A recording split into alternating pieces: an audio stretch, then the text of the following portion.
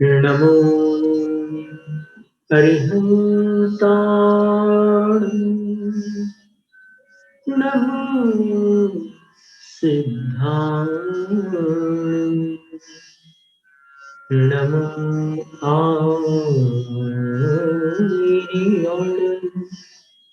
नमो उपध्यायाण नमो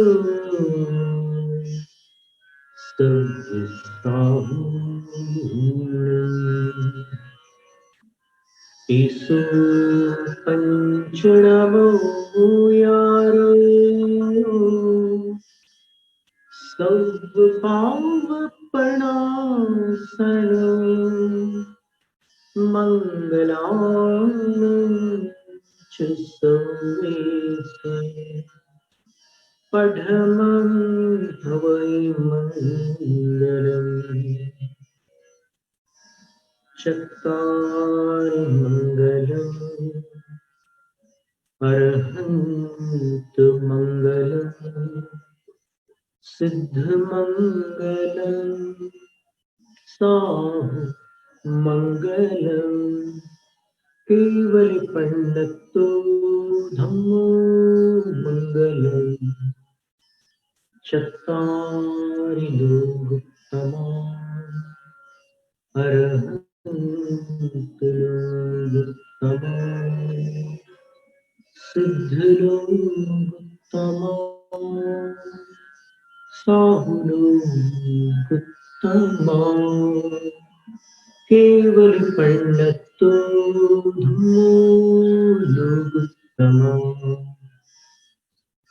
चत्वारि शरणं पवज्जामि अरहन्त शरणं पवज्जामि सिद्ध शरणं पवज्जामि साहु शरणं पवज्जामि केवल पंडितो धम्मो शरणं पवज्जामि।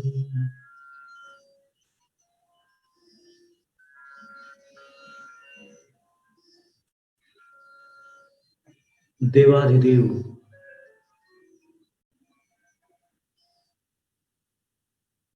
12वें तीर्थंकर भगवान श्री शांतिनाथ प्रभु, 16वें तीर्थंकर भगवान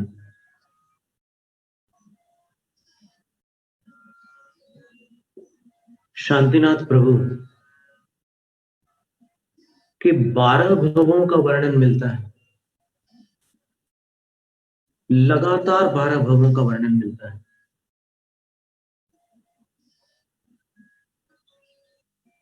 और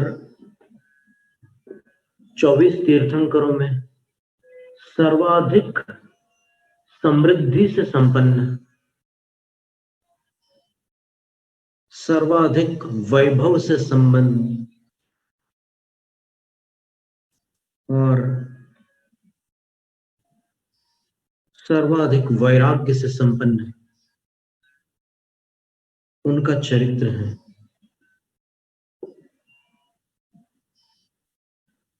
कोई भी जीव अनादि सम्यक दृष्टि नहीं होता।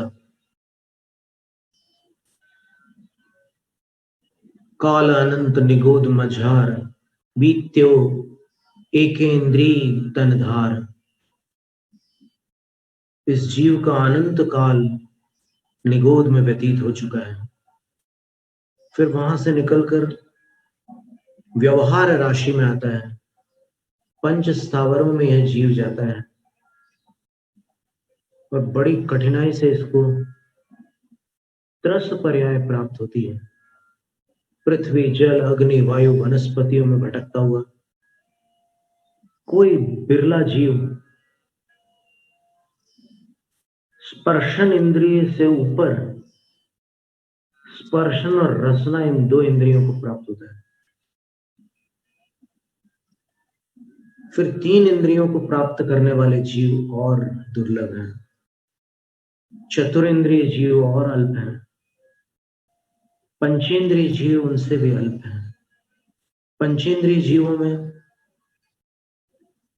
मन वाले पंचेंद्रिय और बिना मन के पंचेंद्रिय, ऐसे दो प्रकार के जीव होते हैं। मन वालों को सैनी अथवा संजनी कहते हैं और अमनस्क को असंजनी अथवा असैनी कहते हैं।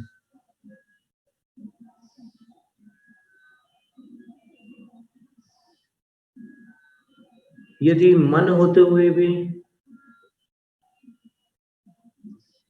आगम को नहीं समझा, यदि कान होते हुए भी गुरुजनों के उपदेश को, गुरुजनों के जिनवाणी पर आधारित उपदेश को नहीं सुना,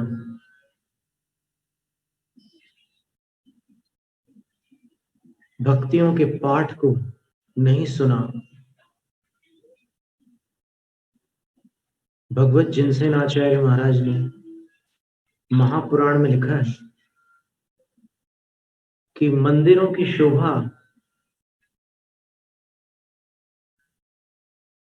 मंदिरों का शिखर, मंदिरों के शिखरवर्ती कलश और मंदिरों पर लगी हुई ध्वजाएं तो होती हैं, मंदिरों का मुख्य द्वार,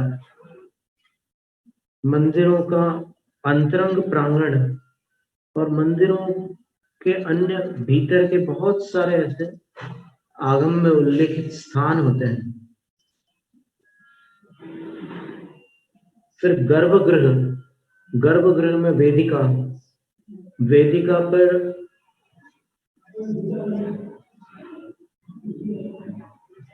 परिकर सहित, परिच्छद जिसको कहा तिरुवे पंडित ने, परिच्छद सहित जिन बिंब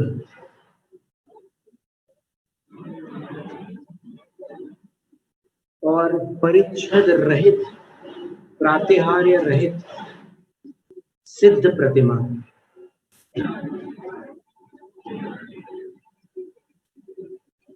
तो जिनालय की शोभा में जिन तो जिन है, वो तो जिन प्रतिमा तो चैत्य के अंतर्गत आती है और जिनालय जो है वो चैत्यालय है। अपन वर्तमान में घर में जो प्रतिमाएं होती है और घर में जो अपन मंदिर वगैरह बनाते हैं, प्रतिष्ठित प्रतिमा, अभिषेक प्रतिमा, उसको अपन चैत्यालय बोलते हैं। और जो शिखरबंद बड़ा मंदिर होता है उसको अपन मंदिर बोलते हैं।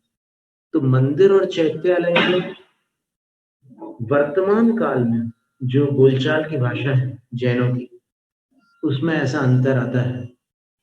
शास्त्रीय दृष्टि से अपन देखें तो जिनालय और चैत्यालय, इनमें कोई अंतर नहीं है। बस इतना ही है कि एक गृह चैत्यालय होता है जिसमें एक नियम है कि 11 अंगुल से बड़ी प्रतिमा आप नहीं रख सकते। 11 अंगुल से बड़ी प्रतिमा आपको यदि रखनी है तो फिर वो शिखर युक्त जिनालय में ही रखी जाएगी।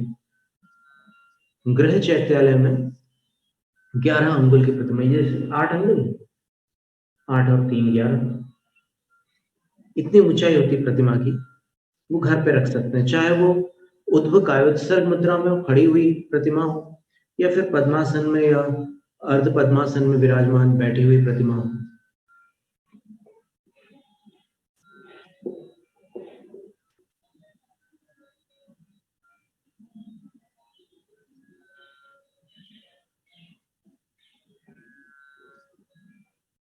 तो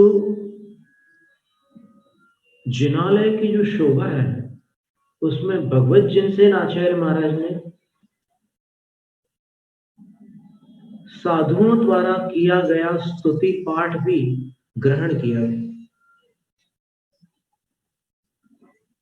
आचार्य कहते हैं कि जब साधु जिनालय में स्तोत्र पाठ करते हैं तो वो भी जिनालय की एक शोभा हो जाती है।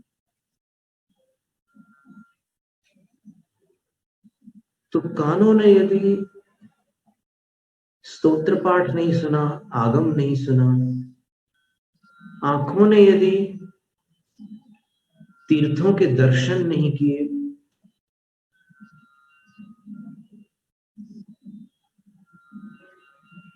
देव दर्शन और गुरुओं के चरणों के दर्शन आदि नहीं किए,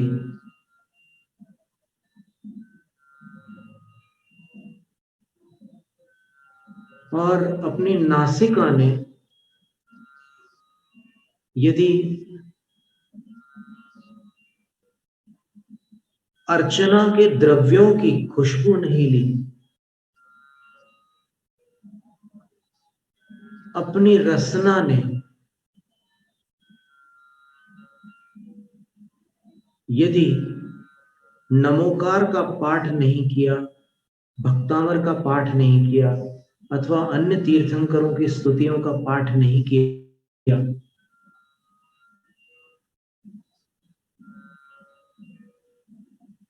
और अपनी स्पर्शन इंद्रिय ने यदि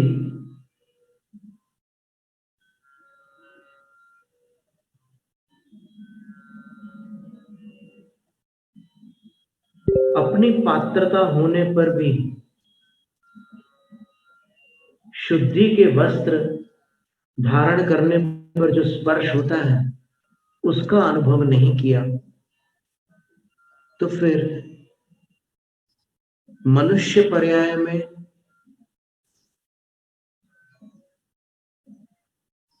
जैन कुल में उत्पत्ति हुई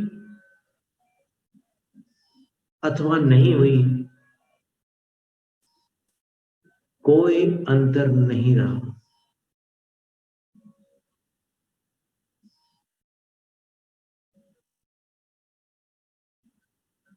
इतने विशाल जगत में कितने जीवों के अंदर सर्वज्ञ परमात्मा के प्रति श्रद्धा होती है, भक्ति होती है, विनय होती है। अत्यंत अल्प है उन जीवों की राशि। शांतिनाथ प्रभु ने 12 भव पूर्व अपनी मिथ्यात्व अवस्था में जब उनको सम्यक दर्शन प्राप्त नहीं हुआ था, जो ये हम यही कहना चाह रहे थे कि कोई भी जीव अनादि सम्यक दृष्टि नहीं होता, उनको सम्यक दर्शन नहीं था उस भव में, तब भी उन्होंने अपनी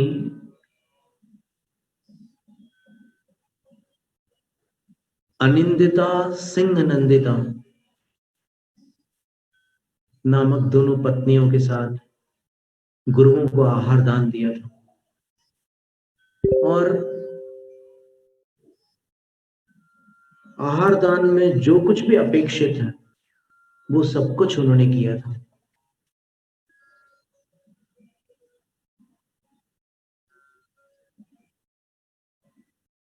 परिणामतः उनको भोग भूमि की आयु का बंध हुआ, और उत्तम भोग भूमि में वो 3 पल्य आयु के धारक आर्य बने हैं। भोग भूमिज मनुष्य को आर्य और वहां की नारी को आर्या कहते हैं। दोनों वज्र वृषभ नाराज संगनन के धारक होते हैं। 9000 हाथियों की शक्ति उनके पास होती है, और 10 प्रकार के कल्प वृक्षों से उनको इच्छित भोग प्राप्त होते हैं। भोग के सभी साधन प्राप्त होते हैं। नाम उसका भोग भूमि है, वहां भोग भी प्राप्त होते हैं और उपभोग भी प्राप्त होते हैं। भोग एक बार भोगा जाता है, उपभोग अनेक बार भोगा जाता है, इतना ही अंतर है। और वो प्रतिदिन आहार नहीं लेते। जगन्य भोग भूमि वाले 1 दिन के अंतराल में, मध्यम भोग भूमि वाले 2 दिन के अंतराल में, और उत्तम भोग भूमि वाले 3 दिन के अंतराल में आहार लेते हैं। उनकी ऊंचाइयां भी भिन्न भिन्न होती है।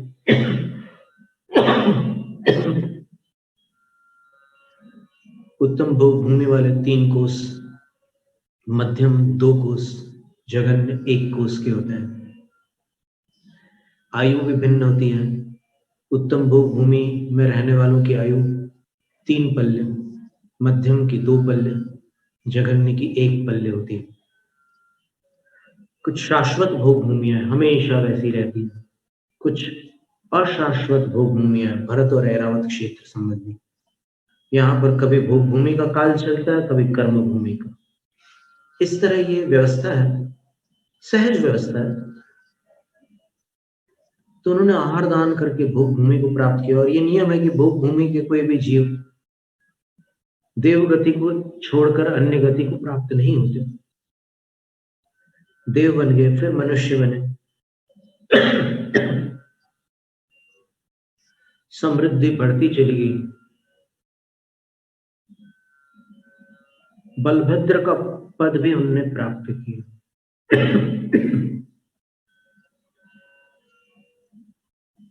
शांतिनाथ भगवान के जीवन है।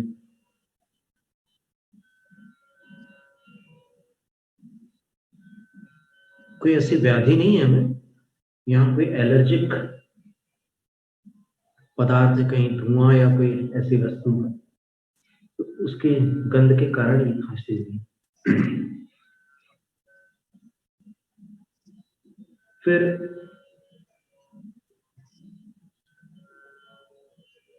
एक बार वो चक्रवर्ती भी बने, फिर महामंडलेश्वर मेघरथ राजा बने, और उस पर्याय में उन्होंने संसार शरीर भोगों से विरक्त होकर दीक्षा ली। दीक्षा तो कई बार ली, लेकिन उस पर्याय में उन्होंने दीक्षा लेकर 16 कारण भावनाओं को भाया। 11 अंगों के पाठी बने और कठिन तपश्चरण करके देवलोक के अंतिम विमान में सर्वार्थ सिद्धि जिसका नाम है, 33 सागर की जहां आयु है, वहां पर अहमिंद्र पद को प्राप्त किया। और वहां से आकर इस भरत क्षेत्र में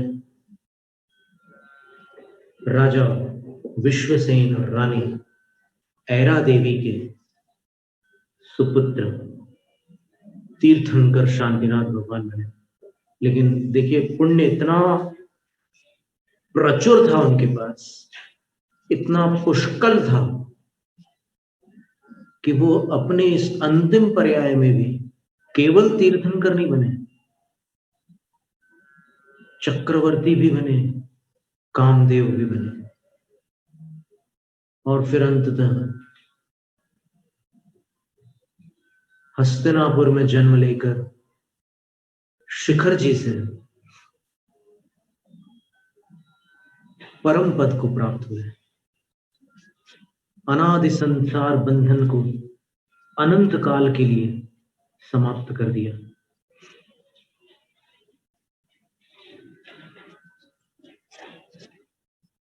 वर्तमान में वो सिद्ध पर्याय में है।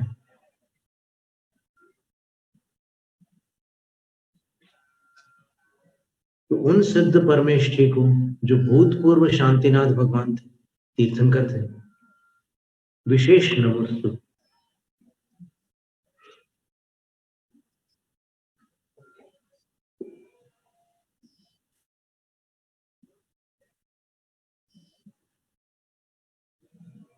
अब ये शांतिनाथ अष्टक एक बड़ा सुंदर स्तोत्र है। आचार्य महाराज ने संस्कृत भाषा में शांति अष्टक लिखा है। तो छंद के कारण, क्योंकि ये छंद जो है वही मंगलाष्टक का छंद है, और इसमें प्रत्येक पंक्ति में 19 अक्षर है। 12 अक्षरों पर यति होती है। यति का अर्थ होता है रुकना, ठहराव। 12 अक्षरों पर, और फिर अंत के 7 अक्षरों के पश्चात पुनः यति होती है।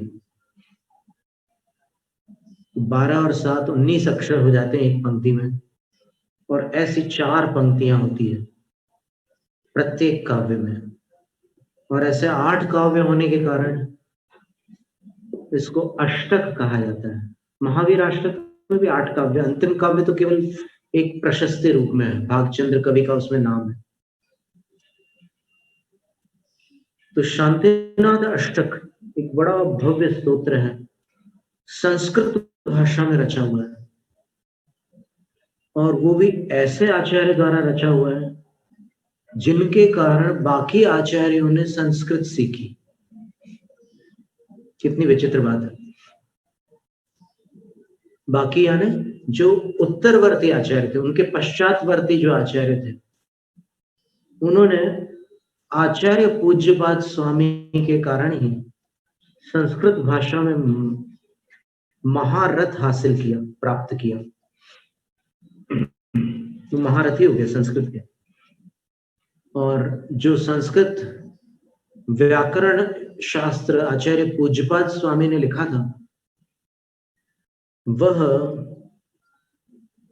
जैनेन्द्र व्याकरण के नाम से प्रसिद्ध है।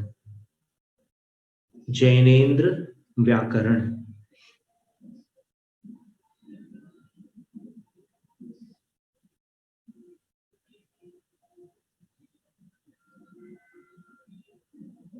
आचार्य पूज्यपाद स्वामी की विद्वत्ता की यदि अपन चर्चा करें, स्तोत्र प्रारंभ करने से पूर्व स्तुतिकर्ता का थोड़ा सा परिचय यहां दिया जा रहा है। आचार्य पूज्यपाद स्वामी की विद्वत्ता पर अपन विचार करें तो उन्होंने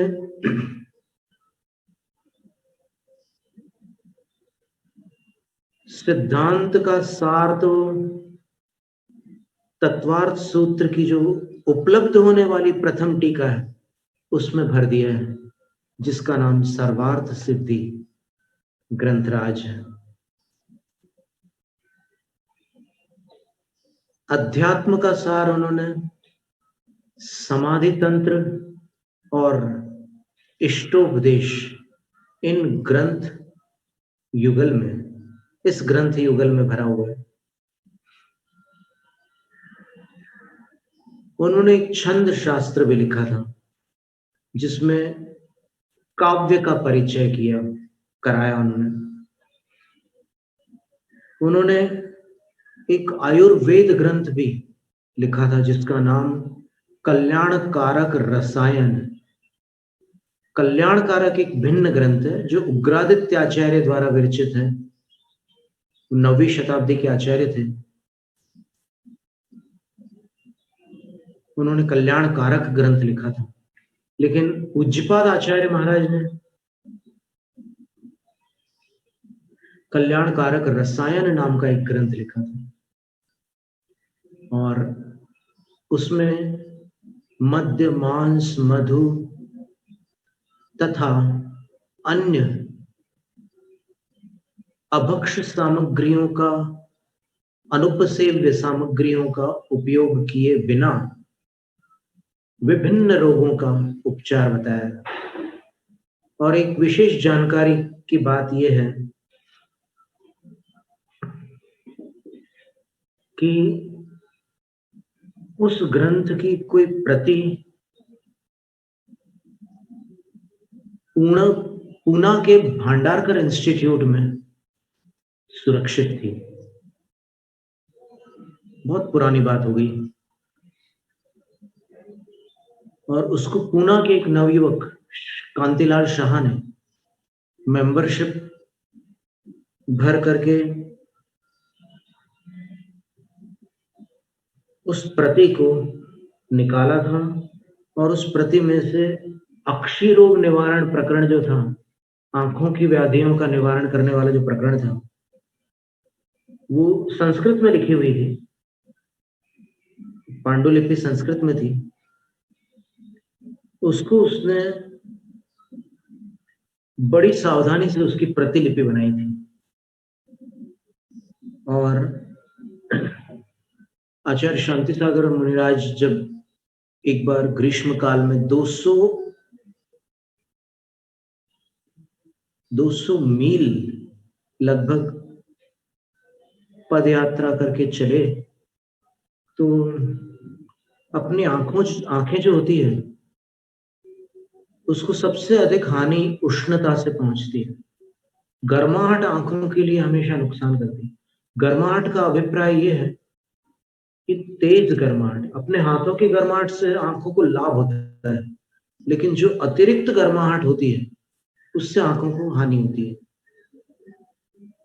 तो वो ग्रीष्म काल में उस समय टार के रोड बनाए थे, वो ब्रिटिशर्स का समय था, बल्कि ब्रिटिशर्स निकल भी गए होंगे, पर उस समय उस काल के बने हुए टार रोड थे, डामर के रोड थे। तो उसकी आंच ज्यादा लग गई आचार्य श्री को,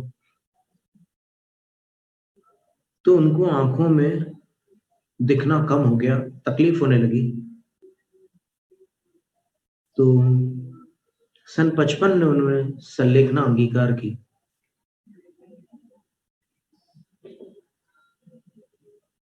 आंखों का उपचार करने के लिए उन्होंने आचार्य पूज्यपाद स्वामी के उस कल्याणकारक रसायन ग्रंथ की विधि को ही अनुमति प्रदान की, और कांतिलाल शाह ने जाकर के वो विधि प्राप्त की। और बड़े बड़े जो राज वैद्य थे, संस्कृत के विद्वान होते हैं वो वैद्य लोग, और हमें अहमदाबाद में एक ऐसे वैद्य मिले थे जो कह रहे थे कि वैद्यकी और ज्योतिषी ये दोनों विद्याएं और विधाएं परस्पर मैत्री रखती हैं।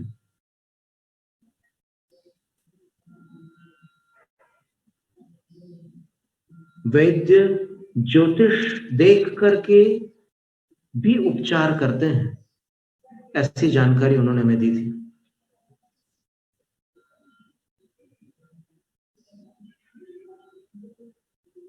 तो जब आचार्य शांति सागर महाराज जी की आंखों का उपचार हो रहा था, उसकी भूमिका तैयार हो रही थी, तब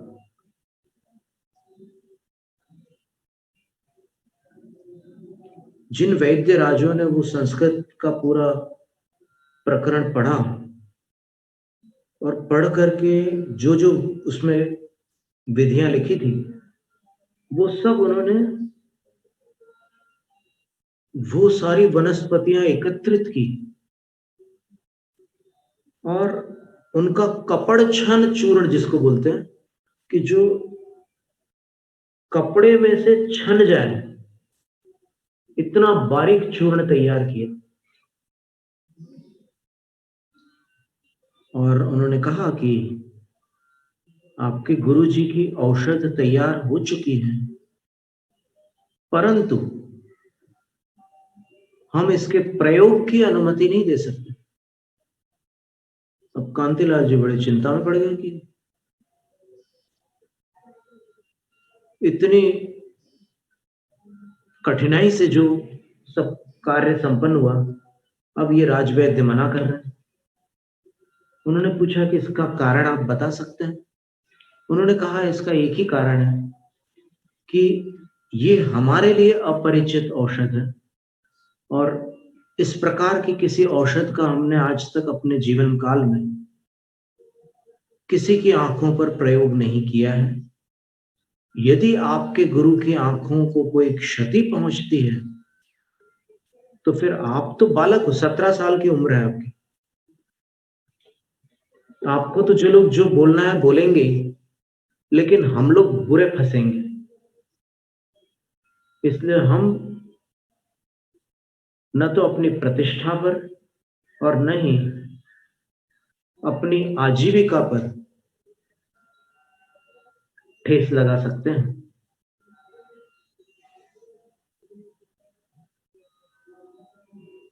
तब क्या हुआ कि कांतिलाल शाह ने वो जो चूर्ण तैयार था उसमें से थोड़ा सा चूर्ण किसी माध्यम से उसको दूषित किए बिना थोड़ा सा चूर्ण ऐसे लिया और अपनी दोनों उंगलियों पर लेकर के उसने अपनी आंखों पर लगा लिया।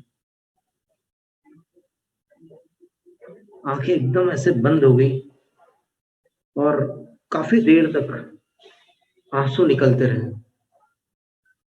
वैद्य लोग बोले कि क्या पागलपन किया तूने, चल धो डाल, जल्दी धो डाल। बोले कि नहीं, मैं नहीं दूंगा। और जब आंखों में जो थोड़ी चिनमनाहट जैसी हो रही थी वो बंद हुई, तब उसने ऐसे धीमे से आंख खोली। वैद्य जी ने पूछा, कैसा लग रहा है? बोले, ठंडा ठंडा लग रहा है। अरे बोले, बहुत उत्कृष्ट औषध है। पर ये विधि नहीं है, तुमने पूरी बात सुनी नहीं, समझी नहीं और फट से आंख में डाल ली दवा। ये विधि नहीं है उसकी, उसकी विधि अलग है। वो विधि क्या है? तो बोले, तुम्हारे इस ग्रंथ में लिखा है कि उसको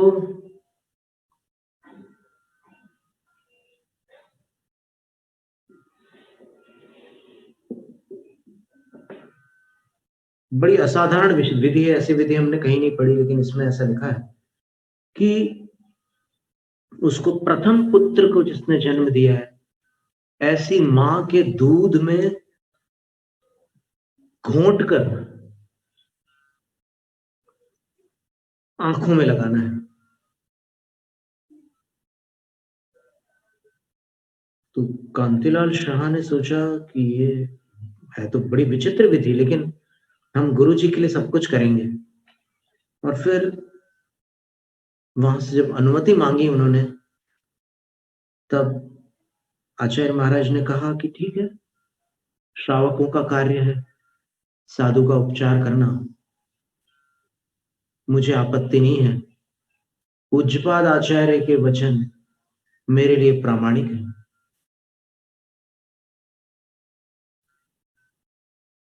और तब वहां पर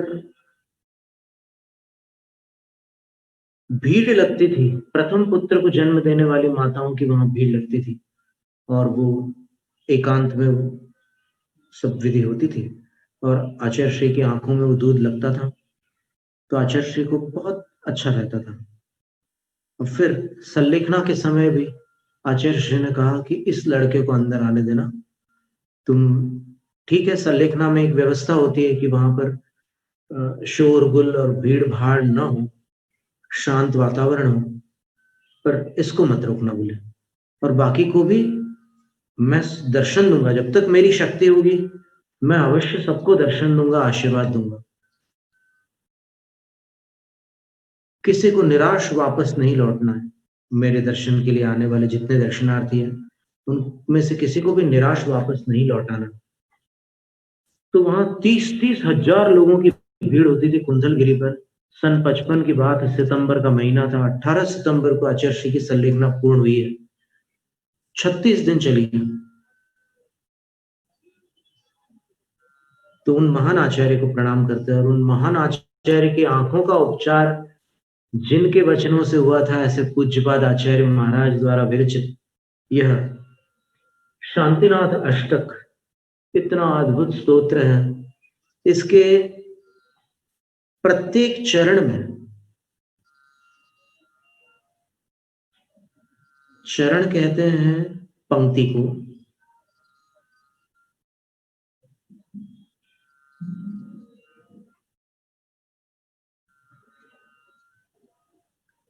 प्रत्येक चरण में आचार्य महाराज ने केवल शांतिनाथ भगवान के चरण युगल का ही उल्लेख किया है, चरण युगल की ही प्रशंसा की है, स्तुति की है, बहुमान किया है।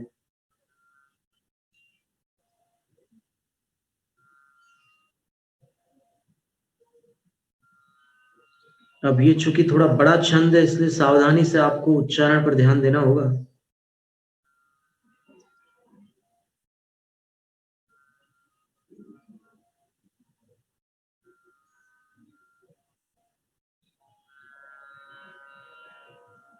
आपके पास प्रतियां हैं?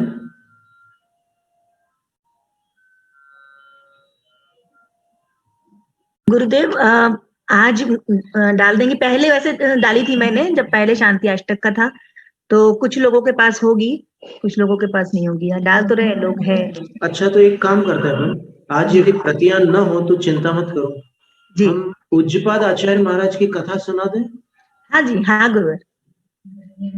हाँ, कल से फिर डाल देंगे। हाँ, आज हम ग्रुप में डाल देंगे तो सब लोग कल प्रिंट आउट भी करा लेंगे। अच्छी बात है। तो आचार्य पूज्यपाद स्वामी की हम छोटी सी एक कथा है वो सुनाते हैं। कथा सुनने से क्या होता है कि एकदम अपना मन उसमें तल्लीन हो जाता है और जिनकी कथा है उनके प्रति अपने अंदर एक भावनात्मक संबंध जुड़ जाता है। जी गुरुदेव।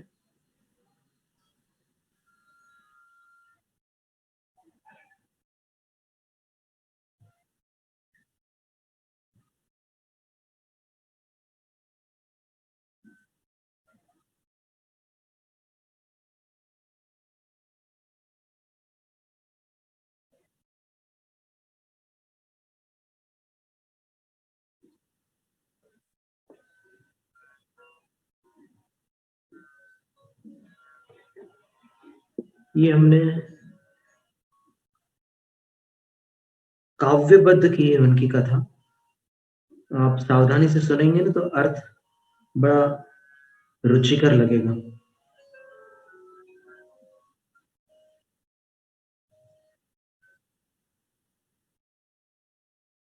पूज्यपाद गुरु गुणमणि माला,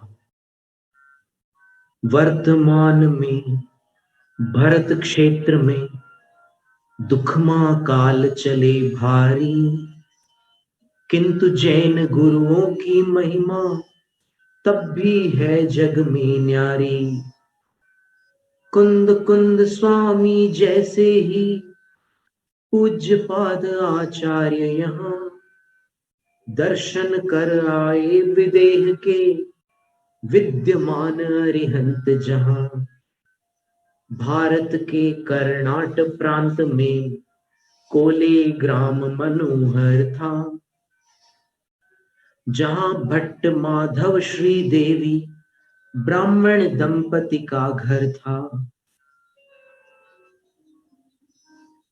पुत्र रत्न आंगन में आया, नाम देव नंदी पाया। विद्या पढ़कर कुशल हुआ जब जैन धर्म मन को भाया। एक नाग के मुंह में मेंढक, मेंढक के मुंह में कीड़ा।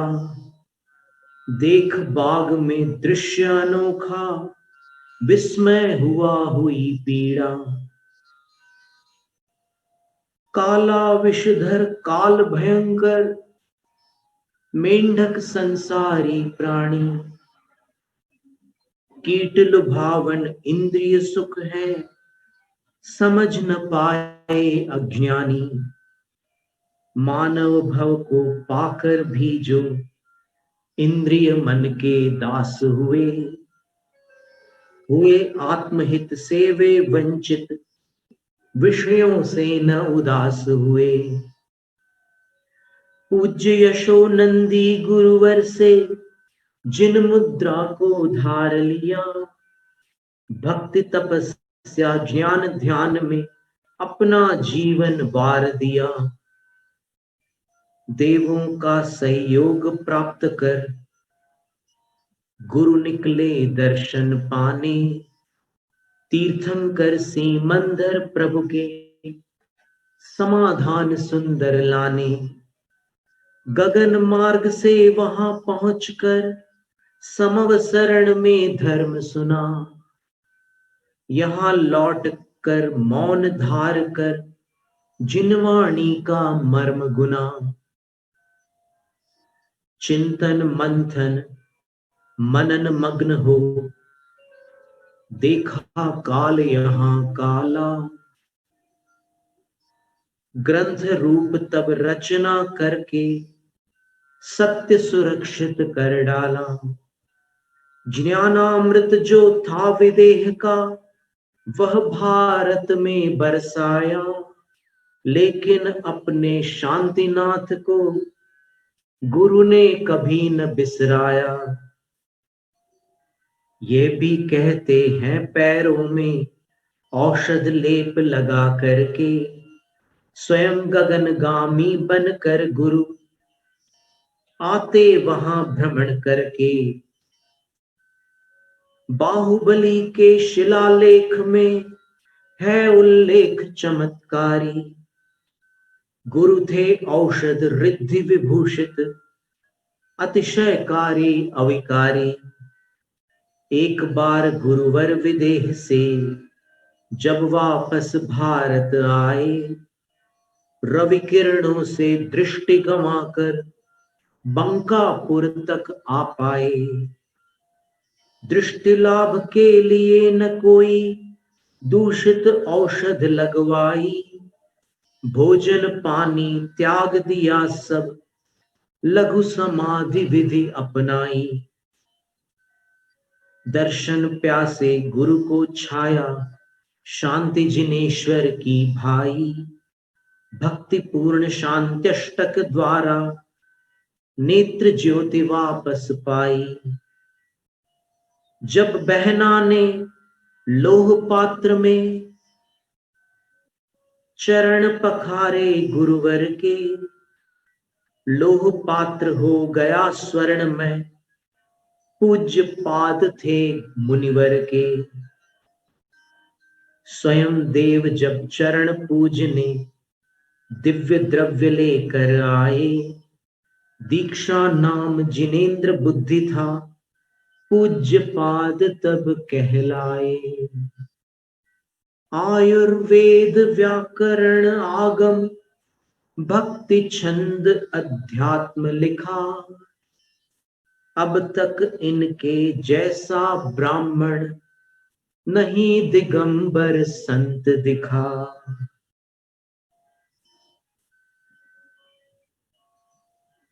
अनेक भक्तियां आचार्य पूज्यपाद स्वामी द्वारा विरचित हैं और उन भक्तियों में ये एक शांतिनाथ अष्टक कोई अनोखा स्तोत्र है। आप कल्पना कीजिए कि आचार्य पूज्यपाद स्वामी ने जब उनकी आंखें काम नहीं कर रही थी, केवल वो अपने हाथों से भगवान के चरण छू रहे थे। बंकापुर के शांतिनाथ जिनालय तक वो आ गए थे और बस आहार जल त्याग करके बस वो गर्भालय में बैठे रहते थे। तो भगवान के चरणों को वो छू रहे थे, इसीलिए उन्होंने भगवान की छवि का वर्णन नहीं किया। शांतिनाथ अष्टक में उन्होंने केवल भगवान के चरणों का ही स्तवन किया है। 8 काव्यों में भगवान के दोनों चरण हैं। ऐसा स्तोत्र अन्य कहां मिल सकता है, सोचिए आप। ये ऐसा स्तोत्र है जिसको स्तुतिकर्ता ने उस समय रचा है जब केवल भगवान के चरण ही उनके ज्ञान में आ रहे थे। स्मरण में तो सब कुछ आ रहा था और अंतिम काव्य में उन्होंने जो भक्ति की है वो इतनी अनूठी भक्ति है कि आंसू अनेक प्रकार के होते हैं। आपने सुना होगा, अपनी पीड़ा के आंसू, खुशियों के आंसू, करुणा के आंसू, पश्चाताप के आंसू, भक्ति के आंसू, अनेक प्रकार के आंसू हैं। तो आचार्य पूज्यपाद स्वामी की आंखों से वो अंतिम काव्य इतना मार्मिक है, इतना भावपूर्ण है कि आंखों में आंसू आए बिना रह नहीं सकते। तो साक्षात स्तुतिकर्ता जब वो काव्य पढ़ रहे होंगे तब उनकी आंखों से निस्संदेह आंसू प्रकट हुए होंगे और उन आंसुओं के निकलते ही जो चक्षुस्तिमिर व्याधि, प्रभाचंद्र आचार्य महाराज ने लिखा है पूज्यपाद आचार्य के लिए, संजात चक्षुस्तिमिर व्याधि, उत्पन्न हुई है आंखों में अंधेरा लाने वाली व्याधि जिनको, तो वो व्याधि आंसुओं के रूप में झरकर पृथक हो गई। और उसमें प्रार्थना भी क्या की है उन्होंने, अंतिम काव्य में उन्होंने याचना की है भगवान से उन्होंने कहा है कि हे भगवान, आप मुझे अपने चरणों का स्पर्श तो प्रदान कर रहे हैं,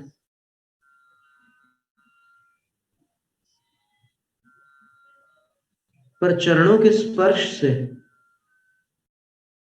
मेरे हाथ आह्लादित हो रहे हैं, मेरी आंखों को कब प्रसन्न करोगे। और बस तत्काल उनको दर्शन हो जाते हैं भगवान के। पहले धुंधले होते हैं क्योंकि आंसुओं में आंखें थोड़ी धुंधली हो जाती है ना, फिर स्वच्छ हो जाती है आंखें। और वो जो भक्ति के आंसू आए थे वो अब हर्ष के आंसुओं में परिवर्तित हो जाते हैं, क्योंकि दर्शन करने के उपरांत भक्त का चित्त अवश्यमेव हर्ष विभोर हो उठता है। तो इस तरह पूज्यपाद स्वामी की ये घटना आपने सुनी है।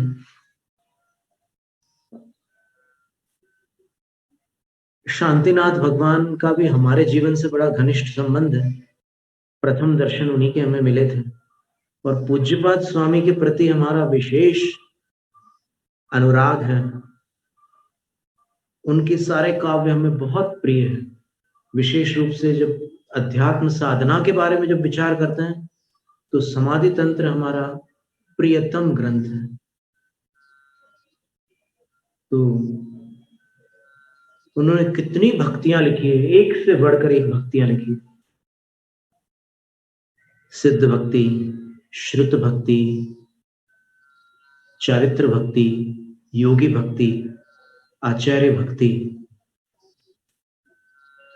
नंदीश्वर भक्ति, निर्वाण भक्ति,